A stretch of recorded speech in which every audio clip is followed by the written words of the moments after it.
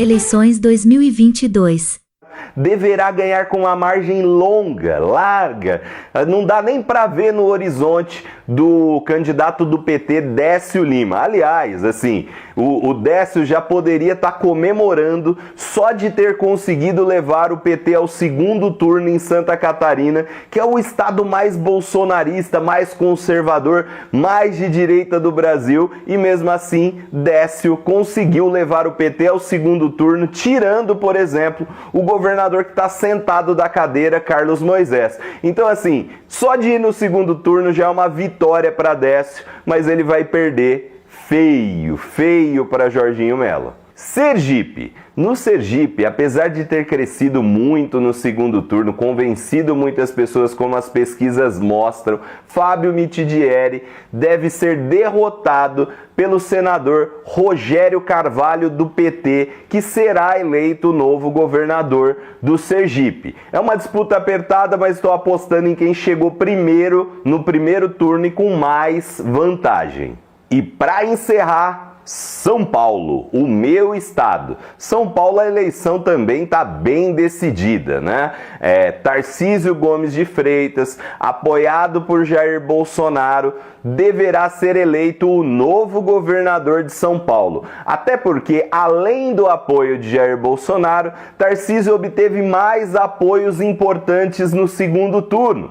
Por exemplo, ele trouxe o PSDB, o atual governador Rodrigo Garcia, a grande maioria dos partidos que estavam na coligação de Garcia, ele trouxe todo mundo com ele, fechou uma máquina ali com ele, o prefeito de São Paulo, da capital, está com ele. Então, assim, Haddad será derrotado e por uma margem boa. Haddad tem como missão reduzir essa margem para ajudar Lula a perder de menos em São Paulo, porque se Lula perde de menos em São Paulo, mais votos sobram no Nordeste, onde Lula tem uma grande vantagem para vencer as eleições. Então, Tarcísio será o novo governador de São Paulo. Agora, vamos falar daquilo que está todo mundo ansioso, que é a minha aposta para eleição presidencial, Lula versus Bolsonaro. Você lembra que no primeiro turno, diferente das pesquisas, eu acertei o resultado aqui, dá uma olhada. Eu vou cravar o número aí, anota aí. Votos válidos, tá? Eu acho que Lula fará 48% dos votos válidos e Bolsonaro 41% dos votos válidos em primeiro turno. E durante todo esse momento eu vim analisando aqui com vocês os movimentos, as tendências contidas nos cadernos internos de pesquisa, não intenção de voto, mas aquilo que realmente importa, que são as tendências. E Jair Bolsonaro vinha apresentando um crescimento importantíssimo. A avaliação de governo de Jair Bolsonaro vinha melhorando, a sua rejeição vinha caindo e todos os índices estavam bem favoráveis a ele. Essa análise de crescimento importante de Jair Bolsonaro no segundo turno e essa chegada dele, essa força de chegada dele, eu já tinha até comentado num podcast que eu participei no dia 6 de setembro, que eu disse que acreditava que Bolsonaro ganharia as eleições ou que Bolsonaro teria mais chances de ganhar a eleição do que Lula. Dá uma olhada aí que eu falei no dia 6 de setembro. Apesar de as pesquisas colocarem o Lula na frente, hoje se eu tivesse R$1 milhão, eu apostaria 600 mil no Bolsonaro e 400 mil no Lula, cara. E na semana passada eu mostrei aqui todo esse crescimento, onde Bolsonaro vinha crescendo e como a tempestade perfeita para virada estava se formando. Mas eis que essa semana surgiu o caso Roberto Jefferson e, mais importante do que o caso Roberto Jefferson, declarações, documentos do ministro da Economia, Paulo Guedes, falando, por exemplo, de desindexação do salário mínimo, ou seja, de não subir mais o salário mínimo de acordo com a inflação, e o PT e a imprensa exploraram muito esse episódio. E aí o que aconteceu? As pesquisas dessa semana, os quadros internos começaram a mostrar que Bolsonaro parou de crescer, Bolsonaro foi freado. Então, assim, ele que estava em alta e poderia e tinha essa chance de passar e passar bem essa semana, acabou sendo freado por esses 2 episódios e parou o seu crescimento. A avaliação de governo parou de melhorar, a rejeição parou de cair, o medo ao PT que vinha aumentando parou de aumentar e voltou a ser menor do que o medo de continuidade de Bolsonaro. Tudo que era bom para ele na semana passada, tudo que era doce, se acabou. E por mais que o desempenho de Bolsonaro no debate tenha sido melhor, mais eficiente do que Lula, ele acabou não fazendo mais do que obrigação, porque geralmente quem está atrás mesmo, ou precisa buscar resultado, precisa ser mais contundente, mais vertical. E Bolsonaro foi mais vertical, mais contundente, mas não foi em nenhuma surra capaz de mudar todo o cenário ou de reverter essa tendência de estagnação do crescimento dele. Foi um bom resultado, mas não foi algo incrível. Então, diante de tudo o que aconteceu nos últimos dias, somado aos dados que eu tenho hoje, a minha aposta, anota aí a minha aposta.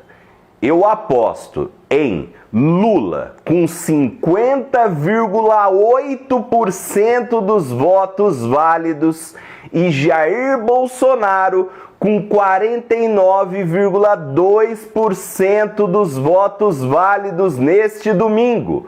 Lula 50,8%, Bolsonaro 49,2%. Cabe lembrar que você que ficou bravo com a minha aposta, que os 8 maiores institutos de pesquisa dão uma margem muito, mas muito maior para Lula. Mas eu, Lucas, acredito que o Bolsonaro vai ter chegada, que o Bolsonaro, assim como no primeiro turno, vai superar e bem as expectativas das pesquisas e vai além do que as pesquisas estão mostrando. Talvez, se esses 2 episódios não tivessem acontecido, esses 2 episódios dessa última semana, Bolsonaro pudesse ter virado as eleições. Lembrando que essa diferença que eu dei aqui, ela é inferior a 1 milhão de votos. Então seria a menor diferença histórica de uma eleição para presidente que a gente tem aí notícia recente. Então, assim, mesmo se eu errar, um pouco para lá, um pouco para cá, vai ser uma eleição muito apertada e que, assim, eu efetivamente ainda posso errar. Afinal, como eu apostei, fiz várias apostas aí no mercado antes, eu tenho apostas, por exemplo, em dinheiro de que Bolsonaro ganharia as eleições. Os fatos que me frustraram aconteceram nessa semana. Então, assim, pode ter reversão ainda. Mas minha aposta é Lula com 50,8% e Bolsonaro 49,2%. Então, se eu errar um pouquinho, eu tô perdoado, né? Então, deixa sua aposta aqui embaixo, porque quem sabe você acerta e eu não acerto. Deixa os seus números aqui embaixo e depois a gente compara. Mas é isso, gente. Queria agradecer você que esteve aqui durante toda essa série de eleições e que está aqui hoje vendo esse vídeo.